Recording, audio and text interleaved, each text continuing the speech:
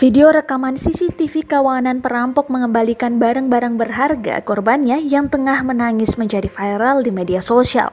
Aksi kawanan perampok bersepeda itu di Indonesia dikenal sebagai begal motor justru bikin haru netizen. Sampai Rabu 24 Juni 2020 pagi, video itu viral di Twitter sejak diunggah kali pertama pada 16 Juni 2020. Disukai lebih dari 11.200 dan 4.000 lebih komentar. Dikutip dari World of Buzz, kabarnya video viral itu terjadi di Karachi, Pakistan di saat wabah virus corona merebak pula di sana. Dalam video CCTV itu memperlihatkan dua orang perampok itu tiba-tiba mendatangi seorang pria yang diduga korbannya dan mengembalikan barang jarahannya. Tak hanya itu, perampok tersebut juga memeluk dan berjabat tangan dengan korbannya.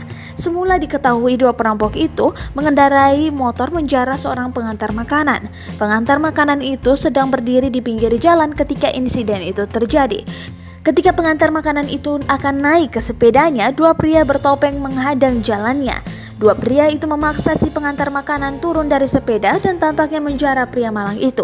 Bukannya sedang kabur, dua perampok dan korban itu terlihat sedang berbicara serius. Tidak lama kemudian, pria pengantar makanan itu terlihat menyeka matanya, menangis.